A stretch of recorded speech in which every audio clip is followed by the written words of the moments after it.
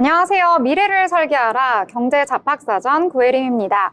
이 화요일 오늘 하루도 어떠셨을까요? 저희와 함께 경제 이야기 나누면서 편안하게 하루를 마무리하셨으면 좋겠는데요. 오늘도 두 분의 아나운서와 함께 경제 이야기 나눠보도록 하겠습니다. 안녕하세요. 안녕하세요. 네, 그러면 간밤에 미 증시부터 확인하고 넘어가도록 하겠습니다. 이 미국 증시는 연일 최고가를 경신하고 있습니다. 정말 분위기가 좋은데요. 이 어제는 참전용사의 날을 맞아서 채권 시장은 휴장을 했지만 이 증시는 개장이 되었습니다. 이 뉴욕 증시 일제히 사상 최고치를 경신을 했는데 트럼프 랠리가 계속 이어지고 있는 모습이 나타나고 있습니다. 이 대선 다음 날부터 4거래일 연속해서 이 개장과 동시에 역대 최고 기록을 쓰는 모습이 나타나고 있는데요. 특히 테슬라 같은 경우에는 어제도 9% 가까이 오르면서 350달러에 마감하는 모습을 보여줬습니다. 이 마감가 기준으로 보시면은요, 다우 지수는 44,000선을 돌파하는 모습이 나타났고, S&P 500 지수도 역시 6,000선을 돌파하면서 최고치 경신을 또 한 번 이뤄냈습니다. 나스닥 같은 경우에도 사상 최고치를 경신하는 모습이 나타나면서 정말 뉴욕 3대 지수 모두 다 좋은 흐름 속에 마무리가 됐다라고 보시면 될 것 같은데요. 이 테슬라 정말 미국 증시에서 인기 스타입니다. 이 장중에는 358.64달러까지 올라가면서 52주 최고가를 갈아치우기도 했는데요. 일론 머스크가 이 대선 기간에 트럼프 후보를 적극 지지했고 이에 대한 결과로 인해서 테슬라의 주가 정말로 많이 올랐다라고 볼 수 있겠는데요. 시가총액도 어마어마하게 증가를 했습니다. 이 트럼프 당선 이후에 테슬라 주가는 4거래일간 39.2% 폭등하는 모습이 나타났는데요. 이 트럼프 수혜주인 금융업종도 연일 강세를 보이고 있습니다. 어제도 정말 분위기가 좋았는데요. 이 은행 부문의 규제 완화가 될 것이라는 기대감 속에서 이 JP 모건 체이스는 1%대, 이 골드만삭스는 2.2% 상승하면서 좋은 흐름을 나타냈습니다. 그리고 또 다른 수혜주죠. 트럼프 하면 또 가상화폐를 빼놓을 수가 없는데 이 비트코인도 역시 한계 가격이 88,000달러를 돌파하면서 사상 최고가를 경신하기도 했습니다. 이 가상화폐, 특히 비트코인에 물리신 분들은 이 최근에 이러한 소식이 정말 기쁘실 것 같은데요. 이 관련주인 코인베이스 같은 경우에는 23% 상승했고요. 마라홀딩스는 31%대 정말 큰 폭으로 급등하는 모습이 나타났습니다. 이 반면에 이 트럼프의 수혜를 받지 못한 이 기술주는 약세를 보이면서 마감이 됐는데요. 애플과 엔비디아, 마이크로소프트 모두 1% 넘게 하락하면서 거래를 마쳤습니다. 이 아마존 같은 경우에도 이 트럼프 대통령이 빅테크를 규제하고 또 원격 근무 혜택을 종료한다는 소식 속에서 소폭 하락하면서 마감을 했고요.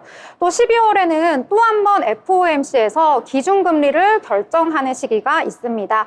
이때 동결될 확률은 23.9%로 시장에서 바라봤고요. 이날 확률은 65.1%로 바라보면서 혹시 인플레이션이 또 오지 않을까 이러한 걱정도 시장에서는 좀 하고 있는 편이다라고 볼 수가 있겠습니다. 자, 미 증시는 연일 강세 보이고 있는데요.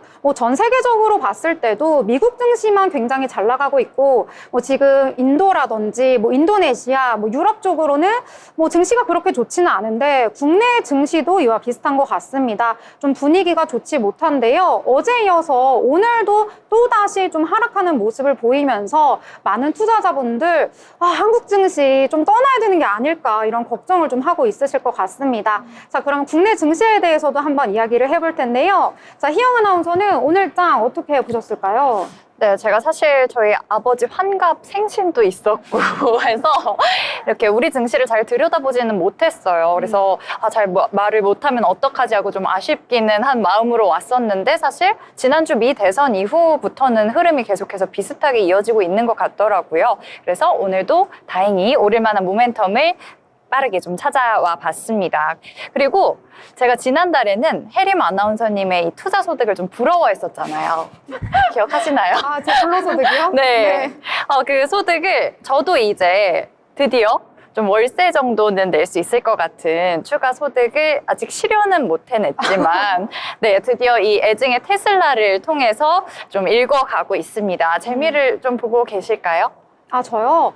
저는 그때 저희 23%대 급등하고 다음날 추가 급등이 있었잖아요. 네. 근데 그때 이제 팔았다가 다시 이제 하락세가 이어지고 있어서 추매를 했었는데 이번에 트럼프 당선되고 얼마 있다가 팔았는데 계속 오르고 있어서 조금 아쉬운 마음이 있습니다. 좀 아쉬우실 것 같아요. 이게 근데 눈 떠보면 진짜 올라 있고 그래서 제 포트폴리오 공개해도 될지는 모르겠는데 조금 쏠쏠한 재미를 보고 있습니다. 이렇게 트럼프 대통령 재당선에 따른 기대 심리가 계속해서 우상향 곡선을 그려가고 있습니다. 말씀해 주셨다시피 이 가상화폐 거래대금이 19조를 상회하고 있고 이게 코스피, 코스닥의 거래대금을 추월하기도 했습니다. 그리고 비트코인 가격은 88,000달러를 돌파하고 이제 9만 달러, 오늘 89,000까지도 갔던 걸로 알고 있습니다. 그래서 9만 달러를 돌파할지 귀추가 좀 주목이 되고 또 알트코인도 동반 상승을 하는 등 이 가상화폐 랠리 이어지고 있고요. 말씀드렸던 테슬라 나흘째 랠리 40% 급등하면서 이어지고 있습니다. 이렇게 이 트럼프 랠리는 정말 거침이 없다라고 할 수가 있겠는데요. 이 훈풍이 우리 증시에도 좀 불어줘야 할 텐데 많이 아쉽습니다. 저희가 이렇게 활기 있는 대화로 시작은 했지만 개인 투자자분들은 좀 힘드실 수도 있을 것 같은 주간이 계속 이어지고 있는데 이 시장 분위기 일명 트럼프 스웨즈를 가지고 있느냐 또는 안 가지고 있느냐 없느냐에 따라서 차별화되는 양상이 계속 보여지고 있고 또 우리 증시 여기에 오늘 하락 마감을 하면서 더욱 침체되는 분위기 이어지고 여기에는 이제 외국인 수급의 영향도 큰 것으로 보입니다. 또 하락 종목 수가 이 상승 종목의 수보다 훨씬 많기도 하고요. 삼성전자, SK하이닉스 우리 대장주들 계속 부진한 양상 면치 못하고 있고 살려낼 수 있는 모멘텀 있을지 좀 봐야겠는데 그래도 오늘 흐름 좋았던 섹터 2차 전지 오늘 오전 장의 상승 흐름이 좀 눈에 띄었습니다. 이 전기차와 관련해서 2차 전지 전반적으로 모멘텀 얻어가는 양상이 있었는데 유럽에서 내년에 이 CO2 배출량을 5% 줄이는 규제 강화가 계획대로 진행이 된다면 이 전기차와 2차 전지의 판매 호조가 예상이 되고 또 YOY로 70% 이상 늘어날 수도 있다라는 긍정적인 리포트에 따라서 증권가에서는 오늘 LG 에너지 솔루션의 목표 주가를 기존 43만 원에서 48만 원으로 15.4% 상향한다고도 밝혔습니다. 또 여기에 저가 전기차가 출시될 예정이고 ESS 에너지 저장 장치의 확대 등의 이 수혜가 기대된다는 분석과 함께 전기차 판매량이 장기적으로 유지될 것이다라는 의견인 건데요. 2차 전지에 있어서는 상당히 긍정적인 전망인데 LG 에너지 솔루션이 스타링크와의 배터리 공급 계약과 관련 이슈가 있었죠. 어제 9% 상승하다가 결국 4% 상승으로 거래를 마쳤는데 오늘은 2차 전지주의 전반적인 상승세에 또 힘을 입어서 3%대 이 좋은 흐름 보여줬습니다. 그리고 역시나 이 테슬라의 납품을 하는 기업 위주로 또 트럼프죠. 테슬라 효과로 이 납품 기업 위주로 강세를 보여줬고요. LNF 그리고 두산 에너빌리티도 강보합권 보여줬습니다. 그리고 에코프로 그룹주 최근에는 그룹의 비전을 제시했었는데 이대로만 간다면 이 긍정적인 전망을 보이고 있지만 오늘 상승폭은 역시나 좀 제한적이었는데 아무래도 이 미증시는 날개 달고 있는 반면에 트럼프 2기는 우리 시장에는 조금은 위축되는 이 투심을 심어주는 게 아닌가 싶습니다. 네. 이렇게 2차 전지에 대해서 전반적으로 정리를 잘 해주셨는데요. 그렇다면 지연 아나운서는 오늘 장 어떻게 보셨을까요? 네, 저도 트럼프 대통령이 당선된 이후로 당선 공약에 따른 많은 테마들이 영향이 있을 거라고 생각했는데 제가 꼽은 테마는 원천 관련주입니다. 우선 미국의 국가산업인 AI를 뒷받침하는 AI 데이터 센터에는 막대한 전력이 들어가기 때문에 AI 전력원으로 주목받는 전력 인프라는 트럼프의 수혜자로 꼽히고 있습니다. AI 데이터 센터는 물론 전기차, 로봇, 모든 산업들이 결국에는 전기와 직결되기 때문에 전력 인프라의 빅사이클 가능성도 언급이 되고 있는 상황인데요. 소형 모듈 원전이 SMR의 경우 설계가 단순하고 일반 원전에 빠르게 설치가 가능하기 때문에 최근 빅테크 기업들이 SMR 관련 회사와 협력을 진행하고 있습니다. 대표적인 기업으로는 미국의 뉴스케일 파워, 오클로, 그리고 콘스텔레이션 에너지 등이 있고 SMR의 경우 미국 기업들이 직접 설계하고 시공하기 때문에 한국 기업들은 직접적인 수혜는 크지 않을 것으로 보고 있습니다. 한국은 변압기 관련주들이 직접적인 수혜를 받고 있을 거라고 보고 있는데요. HD 현대일렉트릭, 효성중공업, 일진정지 등이 계속 좋은 흐름을 보이고 있습니다. 에너지 저장 장치로는 한중일 CS, 서진 시스템 등을 주의 깊게 보시면 좋을 것 같습니다. 이외에도 LNG나 고압 케이블 관련주들도 전력과 관련해서 관심을 가질 만한 것 같습니다. 네. 이 트럼프 당선 이후에 좀 영향받고 있는 섹터가 많은데요. 그중에서도 좀 원전을 짚어주신 것 같습니다. 자, 그렇다면 저희 또 다른 테마 희영 아나운서 좀 짧게 알아볼까요? 네, 간략히 좀 설명을 드리면 역시나 이 사람들이 사고 싶은 건 지금 어떤 관련 테마보다도 트럼프 관련주가 아닐까 싶습니다. 하루 종일, 아니 지난주부터 계속해서 이어지고 있는 이 조선, 방산, 그리고 코인 세 가지로 얘기할 수 있을 것 같은데 이번에는 조선과 방산 테마 가져와 봤습니다. 이 한화오션이 트럼프 대통령 당선인이 윤 대통령과의 통화에서 한국에 이 조선업종에 힘이 있는 것을 알고 있다라고 얘기를 했다고 해요. 이 조선주 강세 속에 폭등을 했습니다. 26,000원대였던 주가가 37,000원대를 기록하기도 했는데요. 어제는 이 국내 조선 업체 중에 가장 많은 수주고를 올렸다는 소식도 전해졌습니다. 그래서 장중에 폭등을 보여줬었는데 후반 들어서는 오늘 힘이 좀 빠지는 모습 보여줬습니다. 그리고 어제 이 조선주 강세 흐름 속에 효성중공업, 삼성중공업 이 조선주로 묶인 종목들 다 같이 힘내줬었는데 오늘은 우리 시장 낙폭이 좀 크죠. 이 전반적인 약세상 속에서 하락으로 마감을 했습니다. 네. 오늘 장에 대해서 이렇게 전체적으로 살펴봤는데 방송 보시는 분들은 어제와 되게 비슷한데? 라고 생각하실 수 있을 것 같습니다. 이 장이 그다지 좋지가 않고요. 이 트럼프와 관련돼 있는 섹터만 좀 오르는 경향을 보이고 있어서 아무래도 그런 것 같습니다. 더 함께 경제 이야기 나눠보도록 하겠습니다. 더불어 본 방송에서 제공하는 정보는 투자 판단에 대한 조언일 뿐 해당 종목의 가치, 상승과 하락에 대해서는 보장하지 않습니다.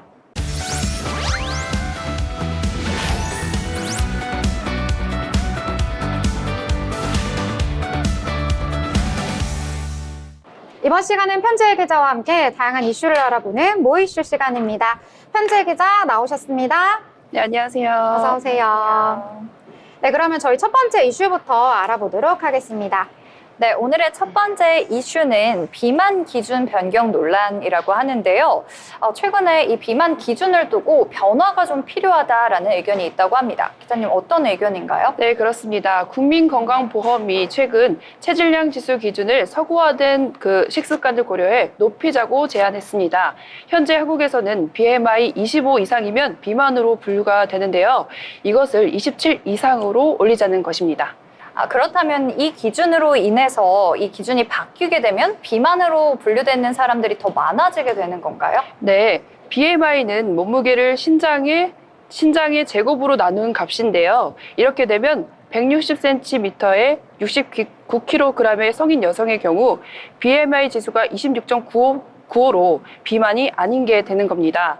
연구원 측의 설명에 따르면 현재 기준이 25라서 비만으로 분류되는 사람이 약 1,600만 명이지만 이 기준을 27로 올리면 비만 인구는 절반 수준으로 줄어들게 됩니다. 약 800만 가량으로 줄어들게 되는 셈인데요. 그러면 날씬해지고자 하는 욕구가 좀 큰 걸까요? 네, 국민건강보험연구원은 21년간의 데이터를 분석한 결과 사망 위험과 질병 위험을 모두 고려했을 때 BMI 지수가 25에서 사망 위험이 가장 낮았다고 밝혔습니다. 연구를 통해서 BMI 29를 넘으면 사망 위험이 가장 크게 증가하고 BMI가 25일 때 위험이 가장 낮은 것으로 나타났습니다. 단순히 이 날씬해지고자 하는 욕구뿐만은 아닌 것으로 보여지는데요. 그렇다면 이 비만 분류 기준이 변경되게 된다면 이 비만 인구가 줄어들게 된다는 것인데 혹시 다른 나라들도 비슷한 기준을 적용하고 있을까요? 네, 각 나라가 체형이나 생활 습관에 따라 생활 습관에 따라 기준이 조금씩 달랐습니다. 예를 들어 미국은 BMI가 30, 중국은 28부터 비만으로 보고 있었습니다. 일본은 남성은 BMI 27.7, 여성은 26.1을 기준으로 사용 중에 있다고 합니다.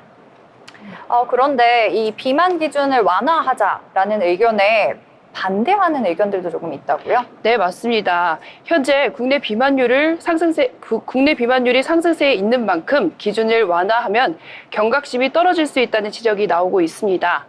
실제로 2022년 기준 BMI 25 이상인 비만율은 37%로 계속 증가하고 있어 기준을 유지할 필요가 있다는 주장도 있습니다.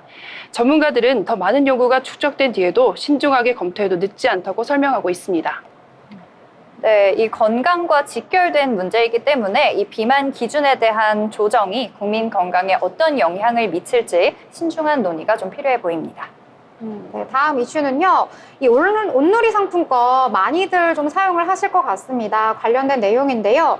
이 온누리 상품권이 대기업 가전제품 구매에 쓰이거나 혹은 불법으로 재판매되는 등 좀 기존의 의도와는 다르게 엉뚱한 곳에 쓰이고 있다는 소식이 전해졌다고요? 네, 맞습니다. 최근 정부가 전통시장과 지역상권을 활성화하기 위해서 온누리 상품권을 15% 할인된 가격으로 판매했었는데요. 이 상품권이 전통시장 대신 대기업 가전제품이나 주류 구매에 악용되는 사례들이 확인되기도 했습니다. 네. 이 취지 자체가 이 전통시장 상권을 살리기 위해서 만든 것인데 일단 대기업 제품 구매와 관련해서는 어떤 문제가 있을까요? 네, 최근 온누리 상품권이 사용이 가능한 A몰이라는 온라인 쇼핑몰이 생겨나기도 했었습니다. 이곳에서는 온라인 상품권, 온누리 상품권으로 삼성이나 LG 등 대기업 가전제품을 시중가보다 저렴하게 구매할 수 있다고 광고해서 논란이 좀 됐었는데요. 원래 전통시장 상점가에서 쓰여야 할 상품권이지만 온라인몰에서 그 상품권을 허용하는 규정을 악용한 겁니다. 네, 그러면 이 대기업 가전제품에 쓰이는 것도 문제지만 이 주류 업체에 쓰이는 것도 문제라고요? 네, 맞습니다. 원래 주류 도소매업은 온누리 상품권 가맹점에서 제외가 되어 있었습니다. 그런데 경기도의 한 주류 판매 업체에서는 상품권 사용이 가능하다고 광고했고 서울의 한 마트도 마찬가지로 일반 마트로 등록해 다양한 주류를 온누리 상품권으로 판매하기도 했습니다. 이 같은 편법 거래로 성지로 불리며 입소문을 타기도 했었다고 하네요. 게다가 이 상품권을 이 대량으로 매입해서 다시 되판 다음에 이것을 토대로 좀 이익을 챙긴 사람들도 있다고요? 네, 실제로 상품을 팔지 않고도 매출을 부풀려 온누리 상품권을 할인된 가격으로 대량 확보한 뒤 재판매해 이익을 챙긴 사례도 있었습니다. 대구의 한 전통시장 마늘 가게는 이런 방식으로 매달 192억 원의 매출을 올리기도 했었다고 합니다. 네. 이 온누리 상품권으로 이런 문제가 일어날 줄은 정말 몰랐는데 심지어 이 매달 192억 원의 매출을 올렸다고 하니까 문제가 꽤 심각한 것 같습니다. 이와 관련해서 정부는 어떤 대책을 마련하고 있나요? 네, 정부는 최근 조사에서 매출이 월 5억 원 이상인 온누리 상품권 가맹점 15곳을 조사한 결과 13곳이 불법 운영한 것으로 확인되었습니다. 이에 따라 앞으로는 월 1억 원 이상 매출을 올리는 의심 가맹점 430여 곳을 추가로 조사할 계획이라고 밝혔는데요. 또한 주류 판매와 같은 금지 업종이 상품권을 받지 못하도록 현장 조사를 연 1회에서 월 1회로 늘려 관리할 방침이라고도 말했습니다. 이 온누리 상품권 자체가 이 전통시장 활성화를 위해서 만든 만큼 이 취지에 맞게끔 운영할 수 있도록 좀 감시와 관리가 필요할 것 같다는 생각이 드네요. 네, 세 번째 이슈는 수능 감독관 인권 침해 우려입니다. 이 수능 감독관을 맡은 교사들이 인권 침해에 대한 우려를 제기하고 있다고요? 네, 그렇습니다. 이제 수능이 얼마 안 남았는데요. 저희 조카가 또 이제 수능을 올해 네. 본다고 해서 관심 있게 보고 있습니다. 네, 중등교사 노동조합이 지난달 전국 중고등학교 교사 4,600명을 대상으로 조사한 결과 88%가 수능 감독 업무를 하며 인권 침해를 걱정해 본 적 있다고 답했습니다. 그런데도 안전하게 보호받고 있다고 느끼는 교사는 4%에 불과했습니다. 제가 직접 접해보지 못했다 보니 어떤 침해가 있을지 좀 상상이 잘 안 갔는데 구체적으로 어떤 사례들이 있을까요? 네, 지난해 서울의 한 학교에서는 부정행위가 적발된 수험생의 학부모가 해당 수험 감독관이 일하는 학교에 찾아와 시위하는 일이 또 있었습니다. 이처럼 감독관들이 부정행위 적발 후 학부모 항의에 시달리는 일이 벌어지면서 인권 침해에 대한 우려가 꾸준하게 제기되고 있는 상황입니다. 네, 이런 일이 있었을지 정말 상상도 못했는데 이런 문제에 대해서 교육당국의 대책이 좀 필요할 것 같습니다. 어떤 대책을 내놓고 있나요? 네, 올해 수능부터는 감독관 명찰에 이름을 표시하지 않고 일련 번호를 표기하기로 했다고 밝혔습니다. 감독관의 신원이 보호될 수 있도록 위한 조치인데요. 이런 조치가 교사들의 인권을 보호하는 데 얼마나 효과를 발휘할지 지켜봐야 할 것 같습니다. 네, 이 이름만을 지우는 걸로 인권 보호가 전부 다는 아닐 거라고 좀 생각이 드는데 교사들의 인권을 보호하면서도 또 공정한 시험 관리를 위한 대책이 이뤄지기를 기대해 보겠습니다. 네, 이렇게 세 가지 이슈에 대해서 심도 깊게 알아봤습니다. 지금까지 함께해 주신 편지혜 기자 감사합니다. 네, 감사합니다. 네, 미래를 설계하라 경제 잡학사전 계속해서 시청해 주시길 바라겠습니다.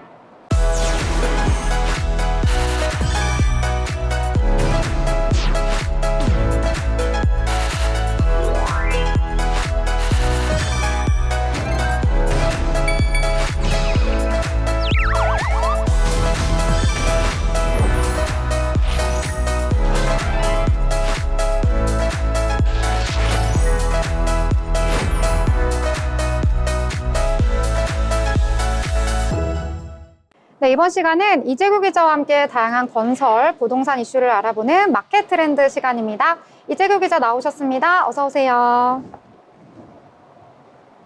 네, 오랜만입니다, 기자님. 예, 오랜만에 뵙습니다. 네, 이 부동산 시장에 대해서 또 한번 이야기를 나눠볼 텐데요. 이 부동산 시장에서는 얼죽신이라는 신조어가 생길 만큼 이 신축 아파트 선호 현상이 심해지고 있습니다. 이 신축 아파트와 기존 아파트 간의 가격 차이도 이에 따라서 좀 커지고 있는데요. 어떤 상황인가요? 네, 국내 부동산 시장에서 최근 5년 이내에 입주한 신축 아파트와 그보다 오래된 아파트 간 가격 차이가 갈수록 커지고 있습니다. 부동산 정보업체 직방에 따르면 5년 이내 신축 아파트의 매매가는 3.3제곱미터당 평균 2,145만 원으로 5년 초과 아파트에 비해 1.31배 비쌌습니다. 이는 2021년 1.27배에서 더욱 벌어진 겁니다.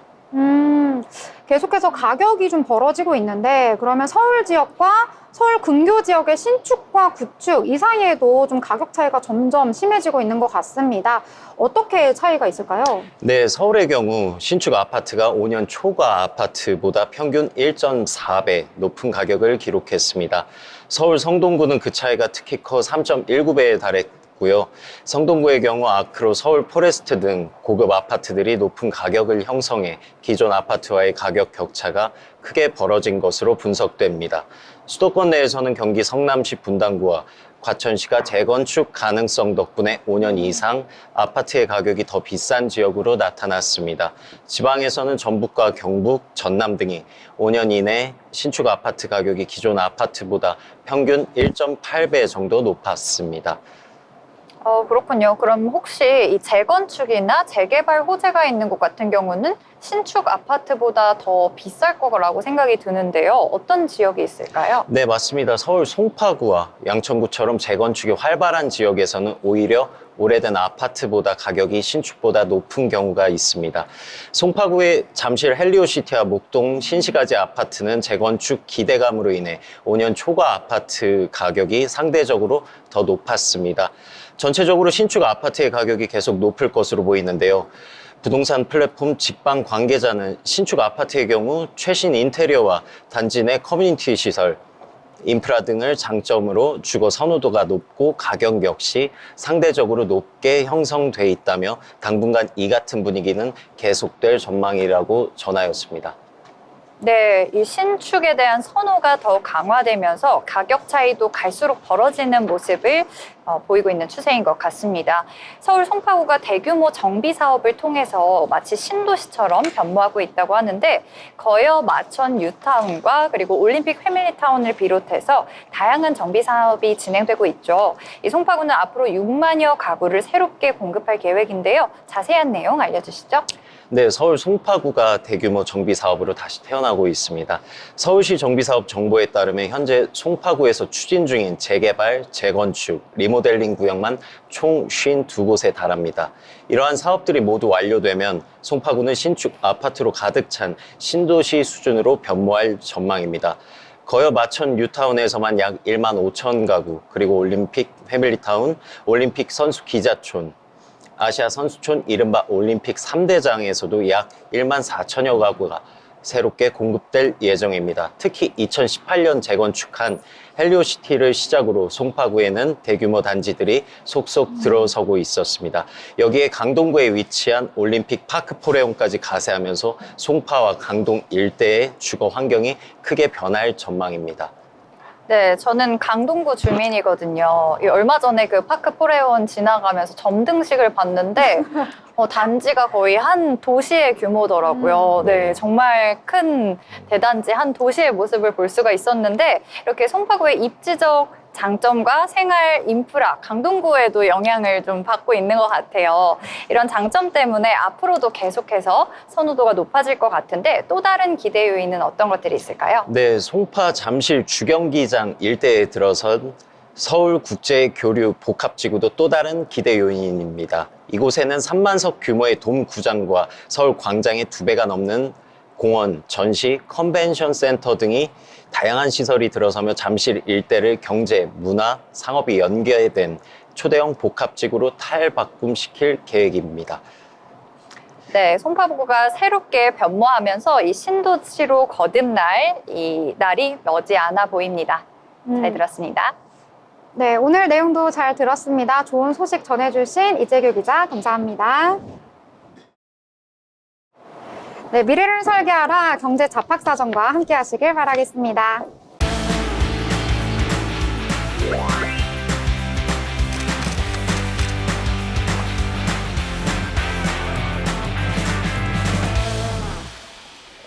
네, 이번 시간은 전국의 핫플, 전시, 맛집을 찾아가는 시간이죠. 어디 갈까 시간입니다. 오늘도 어디로 떠나볼까요? 임나연 아나운서와 함께 하도록 하겠습니다. 어서 오세요. 네, 안녕하세요. 안녕하세요. 안녕하세요. 아나운서 임나연입니다. 저는 오늘 저만의 힐링 스팟을 소개하려고 왔는데요. 네, 모두 노들섬은 아시나요? 노들섬 들어는 봤는데 잘은 제가 모르더라고요. 저도 위치를 잘 몰라서 어딘지 좀 알려주시겠어요? 네. 서울시 용산구 한강대구 정중앙에 있는데요. 저만의 힐링 스팟이기 때문에 특별히 가져왔습니다. 그럼 바로 소개해 볼 건데요. 네, 이 노들섬은요, 1930년부터 60년대까지 한강 중심에서 백사장과 스케이트장으로 불렸는데요. 사람들이 함께 강문화를 즐길 수 있는 대표적인 휴식처였습니다. 그 공간이 새롭게 태어나 2019년도에는 문화예술을 매개로 한 복합문화기지로 발돋났는데요. 네, 이 노들섬에 대해서 더 자세히 말씀드리겠습니다. 네. 한강인 줄 알았는데 뜻이 또 있었네요. 네. 어떤 곳인지 아까 자세히 해주신다고 하셨는데 추가 설명도 해주세요. 아, 네. 더 자세히 말씀드리겠습니다. 제가 맨 처음에 자연과 문화 이 두 가지 키워드를 말씀드렸는데요. 그럼 먼저 자연에 대해서 말씀드리겠습니다. 저는 노들섬에 갔을 때 가장 좋아하는 것은 울창한 숲과 잔디밭입니다. 다들 나무들 좋아하시나요? 저 나무 되게 좋아해요. 좋아하고 저는 숲속에 들어가면 그 나무 향하고 정말 그냥 힐링되는 느낌 너무 좋아해요. 피톤치드. 맞아요. 향수, 건강해지는- 우두향이 있죠. 네. 맞아요. 네. 그래서 그런 향수, 우두향의 향수를 좋아하시고 나무를 좋아하시면 이곳을 더 추천드리는데요. 그럼 더 정확히 어떤 자연이 즐길 수 있는지 말씀드리겠습니다. 노들섬이 시설을 둘러싸고서 울창한 나무들과 잔디밭이 있다고 했는데요. 산책을 할 수도 있고 돗자리를 피고서 치킨을 먹을 수도 있습니다. 그래서 가족분들에게는 낮에 치킨을 드시고 저녁에는 한강대교를 뚜벅뚜벅 걸으면서 연인 데이트를 하시기를 추천드립니다.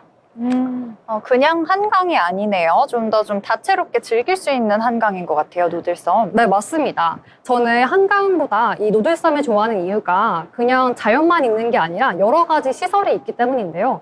그래서 더 추가적으로 또 말씀을 드리려고 합니다. 네. 그럼 다음으로 넘어가서 이제 다양한 문화와 예술을 즐길 수 있는 복합 문화 공간에 대해서 말씀드리려고 하는데요. 먼저 라이브 하우스에 대해서 말씀드리겠습니다. 음악 공연과 인디밴드, 그리고 500석 규모의 공연장으로 다양한 장르들이 준비되어 있는데요. 특히 이번 주 주말에는 2024 구름 단독 공연이 열립니다. 이외에도 여러 가지 공연이 수시로 열린다고 하는데요. 사전 예매를 하신 후 노들섬에서 즐기시면 좋을 것 같습니다. 공연 너무 좋을 것 같아요. 이번 주말에 시간 어떠세요? 이번 주말이요? 제가 이번 주말엔 약속이 있어서 하지만 이 시청자분들이 다 가실 거예요. 그러겠죠? 네. 저의 힐링 스팟인데 모두 가셨으면 좋겠습니다. 네, 그럼 이어서 또 특별한 곳이 있는데요. 혹시 도서관 좋아하세요? 도서관 좋아요. 책은 안 읽어도 맞아요. 네. 분위기가 일단 있으니까. 네, 자신 네. 있게 말 못했는데 좋아합니다. 네. 정말이시죠? 네. 네, 저도 책을 좋아하려고 노력은 하고 있으나 책을 읽기 힘들잖아요. 그래서 이런 한강에 있는 도서관을 추천드리는데요. 이름은 노들서가입니다. 저는 이곳을 특히 좋아하는 이유가 층고가 굉장히 높고 위로 올라가면 카페까지 있어서 더 매력적입니다. 특히 곳곳에는 다양한 전시회와 팝업 스토어도 있기 때문에 책을 읽다가도 다시 나가서 볼 수가 있습니다. 한강에서 도서관이라니까 너무 낭만적인 것 같은데요? 네. 제가 최근에 갔다 왔는데, 그래서 더 자세히 말씀드리면요. 책을 열면은 그 바로 앞장에 메모장이 있습니다. 거기에 날짜와 이름, 그리고 한 줄 평이 있는데요. 저는 다양한 책을 읽고 싶어서 책을 한 권 잡고서 읽진 않았고요. 여러 장 넘기면서 한 줄 평으로 아, 난 책을 다 읽었다. 이러면서 네, 뿌듯함을 느꼈습니다. 위안을 위안을 한 줄평이 책 읽은 분들이 쓴 한 줄평이에요? 네, 맞습니다. 그래서 누적이 돼가지고 저 또한 쓸 수 있는데요. 그래서 저는 쓰려고 했으나 읽지는 못해서 보기만 했습니다. 네. 읽어보셔도 좋을 것 같아요. 네. 근데 저는 또 그렇더라고요. 책을 읽다 보면 이제 집중을 하다 보니까 좀 배가 고프던데 네. 먹을 것도 있나요? 네, 또 먹을 거를 소개를 안 할 수가 없겠죠. 하지만 저는 맨 처음에 갔을 때 먹을 곳이 없는 줄 알고서 떡꼬치와 닭꼬치를 포장해서 버스를 타고서 가서 야외 테라스에서 먹었어요. 그래서 너무 행복했는데 더 자세히 말씀드리면요. 그 공간 곳곳에 되게 다양한 펍과 그리고 피자 하우스가 있는데요. 두 분은 어떤 게 더 끌리시나요? 좀 닭꼬치가 좋은데요? 펍과 피자하우스. 일단은 피자하우스에 네. 가서 피자를 먹고 그다음에 펍에 가서 좀 음악을 들으면서 이렇게 뭘 마시면 되지 않을까 하는데요. 저도 생각이 바뀌었어요. 같이 마시면 좋을 것 같아요. 저는 두 번 다 즐기시길 추천드리고요. 저는 아직 저도 펍은 아직 못 가봐가지고 거기 딱 닭꼬치만 열심히 먹었습니다. 네, 다음번에 같이 갈 수 있다면. 약속 잡아보죠. 네. 네, 여러 가지 지금 이야기 해주셨는데 네. 그러면 이제 들으시는 분들이 아, 이번 주말에 좀 가야겠다. 왜냐면 좀 있으면 이제 추워서 어딜 못 가잖아요. 그래서 이번에 좀 마지막 주말 나들이가 될 수도 있으니까 좀 마지막으로 정리를 해서 이것이 포인트다라고 한다면요. 네. 저는 이 노들섬을 추천드리는 이유는 나는 너무 어디 놀러 가고 싶은데 도시를 떠나고 싶지 않다. 그럴 때 가시면 좋을 것 같습니다. 도시 안에 있는 자연이라서 더 매력적인데요. 저는 그냥 러닝을 하다가 가서 여러 가지 시설을 보면서 매력적으로 느꼈어요. 여러분도 함께 가신다면은 뜻밖의 이벤트가 굉장히 많을 것이라고 생각합니다. 네.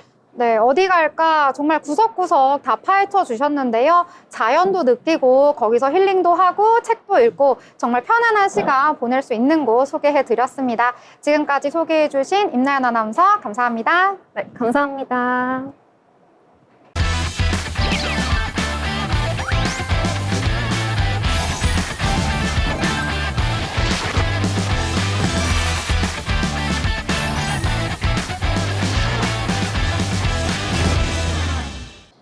네, 이번 시간은 돈을 잘 벌고 싶은 이 고수가 되고 싶은 아나운서들이 모여서 경제 이야기, 주식 이야기 함께 해보도록 할 텐데요. 자, 그러려면 시장 체크 반드시 해야 합니다. 오늘 시장은 어떻게 마무리가 되었을지 알아보도록 하겠습니다. 자, 지연 아나운서 오늘 장 어떻게 마무리가 되었나요? 네, 먼저 오늘 시장의 전반적인 상황을 말씀드리기에 앞서 얘기했던 미국 시장을 간단히 요약 정리해 보도록 하겠습니다.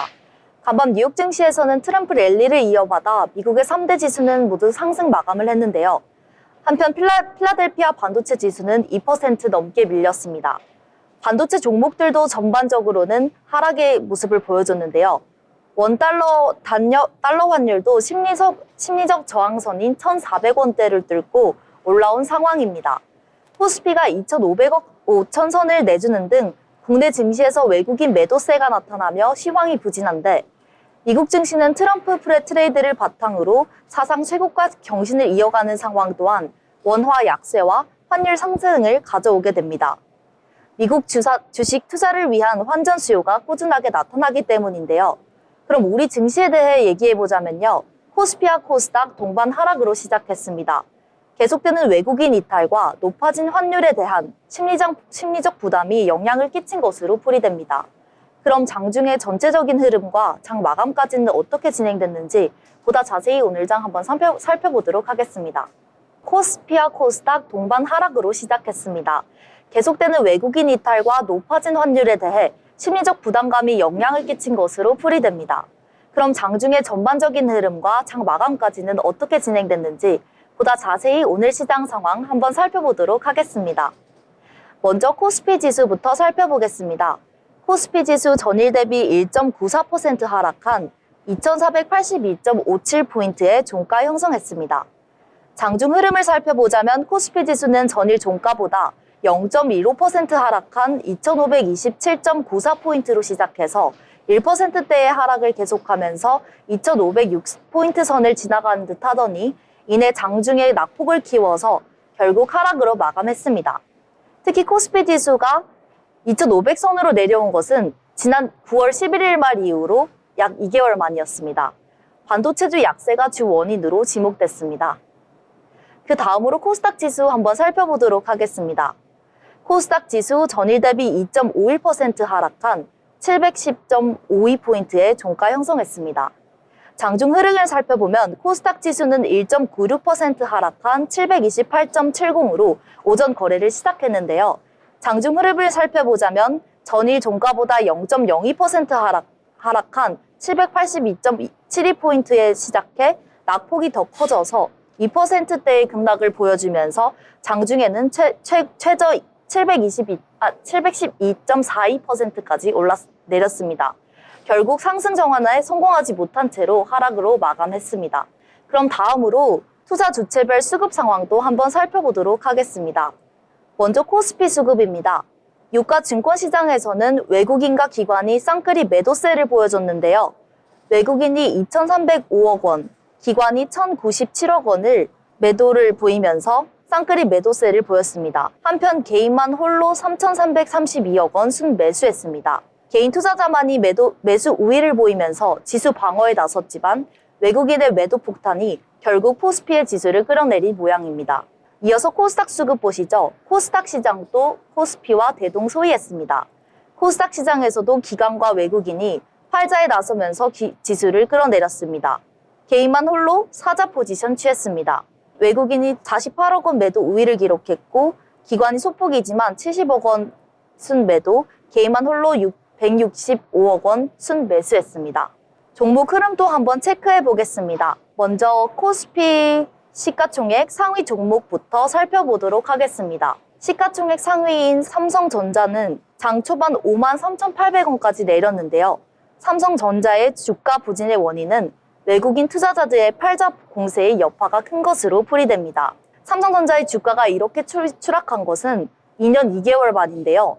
외국인 투자자는 이달 동안 삼성전자 주식을 대거 팔아치웠습니다. 같은 기간 또 1,300원대를 쏟아냈는데요. 연속으로 순매도하면서 역대 최장 기간 순매도 기록을 세운 외국인은 10거래일째 삼성전자를 팔고 있습니다. 증권가에서는 이러한 삼성 주가에 대해 저평가되어 있다고 분석을 하면서 대외의 불확실성을 반영한 이후 본격 반등을 시작할 수 있을 것이라는 의견도 내놨습니다. 시가총액 2위인 SK하이닉스 역시 3%대가량 내린 약세의 모습으로 마감을 했는데요. 간밤 뉴욕 증시에서 반도체주들이 트럼프 당선 효과에 맥을 못 춘 점도 반도체주들의 하락의 요인이 됐습니다. 또한 트럼프가 재집권에서 성공하면서 수출 중심의 반도체가 관세가 부과할 가능성이 커졌는데요. 이에 삼성전자와 SK하이닉스 등이 미국 정부의 지원을 받지 못한 경우 현지 반도체 공장 건설까지 차질을 빚을 수 있다는 우려가 고개를 들면서 투자 심리가 악화하고 있는 모습입니다. 다음으로 LG에너지솔루션이 그나마 빨간불을 켜줬습니다. 2차 전지가 전체로 오른다기보다는 LG에너지솔루션이나 LNF 같은 테슬라에 직접적으로 납품을 하는 기업들만 차별적으로 오르는 모습입니다. LG에너지솔루션도 2.54%의 강세를 보이면서 42만 원대의 가격을 형성했습니다. 현대차와 기아와 같은 자동차주와 KB금융과 신한지주와 같은 지주사들도 1%가량의 약세를 보였습니다. 오늘은 코리아 라이프 사이언스 위크가 시작됐는데요. 제약, 바이오, 헬스 등 다양한 기업이 참여하는 만큼 관련주들의 모멘텀이 될 수 있는지 그런 궁금증이 있었는데 바이오주인 삼성바이오로직스와 셀트리온은 2% 하락세를 보여줬습니다. 한편 빨간불을 켜내며 상승하는 종목도 있었는데요. 바로 네이버였습니다. 3%의 상승세를 시현했는데 네이버는 올 3분기 매출 및 영업이익 확대로 최대 실적을 달성해서 주가가 상승세를 보였습니다. 세계 1위 비철 금속 재련 기업인 고려아연이 올해 3분기 매출액이 지난해보다 40%가량 늘면서 경영권의 혼란스러운 상황 속에서도 선방했다는 평가가 나오는데요. 1.51%의 상승세를 보여줬습니다. 이외에도 로봇 관련주, 방산주, 그리고 우크라이나 재건 관련주 중에서는 상한가를 진입하는 종목들이 보였고, 우크라이나 재건 관련주 관련해서 트럼프 트레이드 강세도 보이고 있었습니다. 코스피 업종 지수에는 운수장비, 금융업, 서비스업이 강보합세를 보여줬습니다. 코스닥 시가총액 상위 1위에서 10위 종목들 한번 살펴보도록 하겠습니다. 외국인의 순매수 1위 종목은 알티오젠이었는데요. 그럼에도 불구하고 1.3%가량 하락으로 마감했습니다. 2차 전지주인 에코프로 비행과 에코프로 형제 또한 0.5에서 1%가량의 상승세를 시현하면서 상승 마감을 했습니다. 제약 바이오줄들도 일제히 약세를 이어갔고 하락으로 마감했습니다. 알티오젠, 엔캠, HLB, 리가킨 바이오, 휴젤도, 삼청당 제약도 3%가량의 하락을 보여줬습니다. 반도체주인 HPSP와 리노공업도 반도체 대장주 SK하이닉스의 부진에 줄줄이 하락한 모습을 보여줬습니다. 한편 레인보우 로틱스는 5% 가까운 상승률을 보여주면서 상승세를 시현했는데요. 대선 과정에서 트럼프 당선인이 당선을 적극적으로 도운 일론 머스크의 CEO 관련 신산업이 규제 완화 등으로 기대감으로 이어졌고, 머스크 트레이드 강세가 연출됐습니다. 국내에서는 로봇이나 우주, 자율주행 등의 테마가 영향권이었기 때문입니다. 또한 펩트론 또한 8% 가까이 역대 최고가를 경신했는데요. 펩트론은 미국 제약사 일리와 공동 연구 계약을 맺은 뒤로 주가가 고공행진을 이어가고 있습니다. 코스닥 업종별로는 금융이 홀로 1%대 상승세 시현했고, 유통 제조는 1%대 약세, 건설과 운송은 약보합세를 나타냈습니다. 국내 금융시장의 불안은 트럼프 쇼크로 맥을 추지 못하고 있는 모양새입니다. 특히 한국 경제는 수출에 제동이 걸리면서 내년 성장률이 올해보다 더 낮아질 거라는 확신이 확산되면서 외국인 대거 이탈 등으로 더욱 크게 흔들리는 양상인데요. 트럼프발 인플레가 가뜩이나 어려운 민생 경제를 더욱 힘들게 하는 전망은 아닐까 걱정이 됩니다. 예측하기 어려운 장세가 된 만큼 저희 방송과 함께 하시면서 시장의 방향성 확인해 보시길 바랍니다. 지금까지 시황을 마치겠습니다. 네, 오늘 시장에 대해서 잘 정리해 주셨습니다. 코스피와 코스닥 오늘 모두 하락하면서 마감을 했는데요. 코스피 같은 경우에는 1.94% 하락을 했습니다. 2482선에서 거래를 마쳤는데요. 2500선 자리를 내주면서 거래 마쳤습니다. 2500선 붕괴된 것은 이 종가 기준으로 3개월 만이다라고 보시면 되겠고요. 그만큼 안 좋다라고 볼 수 있겠습니다. 코스닥 같은 경우에는 2.51% 하락한 710선까지 자리 내주면서 거래를 마쳤습니다. 오늘장 아무래도 어제 이어서 좀 삼성전자와 SK하이닉스 이 동반으로 3%대 하락을 했기 때문에 이 반도체 대형주가 좀 하락을 하다 보니 지수의 하방 압력을 계속해서 넣어준 것 같다. 이렇게 평가를 해볼 수가 있겠는데요.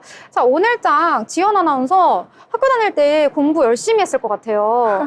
네, 엄청 성실하게 준비를 하셨는데 오늘장에서 어떤 네. 테마가 좀 강세였다고 보시나요? 아무래도 저는 우크라이나 전쟁이 일어난 만큼 그런 우크라이나 전쟁의 종식 가능성도 높게 보고 있습니다. 그래서 전쟁이 종식되는 경우 우크라이나 재건을 위해 주택이나 교통, 상업시설들의 인프라와 농업 분야가 핵심이 될 것이라고 예상하고 있는데요. 우크라이나는 세계 3대 곡장지대로 농업의 비중이 큰 나라이며 농업 부분의 피해 또한 상당히 큰 것으로 추정되고 있습니다. 그래서 이와 관련해서 농기계 산업 생산업체로는 미국의 캐터필라와 존디어와 같은 회사를 눈여겨보고 있었고요. 국내 회사로는 건설 현장에 필요한 콘크리트 펌프카를 제조하는 전진 건설 로봇인 국내 점유율 40%로 1위이고 글로벌과도 전 세계 65개국에 판매 및 AS를 하고 있다고 합니다. 네, 우크라이나 재건에 관련해서도 이야기해 주셨는데 희영 아나운서는 오늘장 어떤 테마 또 보셨어요? 네, 뭐 우크라이나 재건도 그렇고 계속해서 트럼프 안 하고 싶은데 안 할 수가 없어요. 맞아요. 네, 또 하나의 이 최대 트럼프 수혜 기업을 가지고 왔는데요. 바로 한화그룹입니다. 이 한화그룹 하나솔루션은 반대로 가긴 했지만 방산, 항공 그리고 조선에 오르는 모든 섹터들을 다 아우르고 있는 기업이잖아요. 그렇다 보니까 시가총액 급등을 했습니다. 7거래일 동안 6조 6,793억 원이나 불어나면서 이 국내 주요 그룹사들 중에 가장 큰 증가폭을 기록한 것으로 나타났습니다.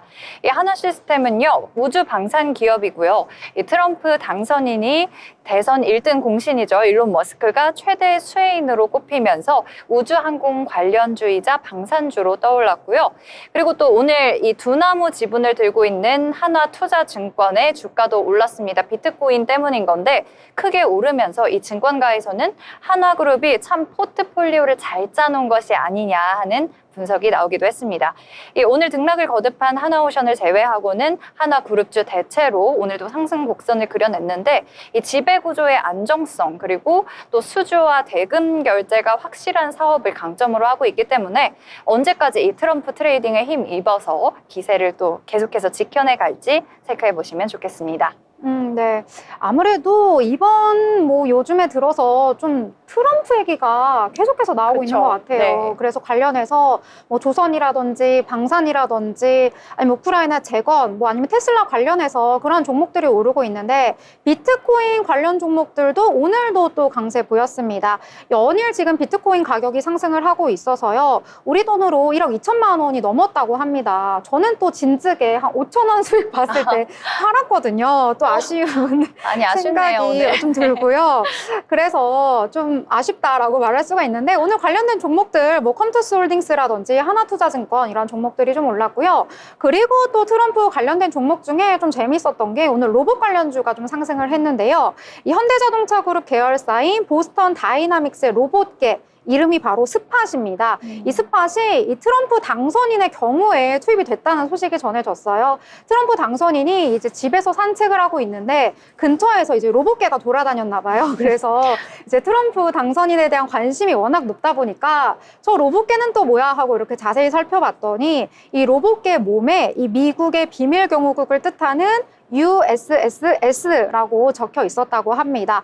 자, 그래서 이에 대해서 또 많은 분들이 이제 관심이 있으니까 그 로봇개는 무엇이냐라고 했더니 구체적으로 어떤 기술이 있는지는 밝힐 수는 없지만 좀 이 트럼프 당선인을 보호하고 좀 이렇게 주변을 감시하는 이런 역할을 하는 로봇개다라고 말을 했는데요. 이 로봇개 스팟이 보스턴 다이내믹스가 판매 중인 이 로봇개였다고 밝혀졌다고 합니다.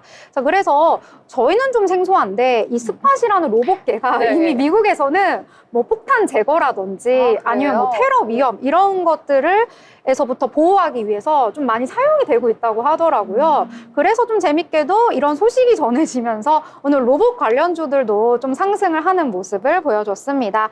에브리봇이라든지 엔젤 로보틱스, 시메스 이런 산업용 협동 로봇 이러한 종목들이 좀 전체적으로 올랐는데요. 좀 재밌어서 한번 가져와 봤습니다. 자, 어제와 비슷했던 오늘장 좀 테슬라를 중심으로 흘러갔던 장이다 이렇게 볼 수가 있겠는데요. 저희 이렇게 전반적인 이야기 함께 나눠봤는데요. 그 내용은 투자 판단에 대한 참고용일 뿐 해당 종목의 가치, 상승과 하락에 대해서는 보장하지 않습니다.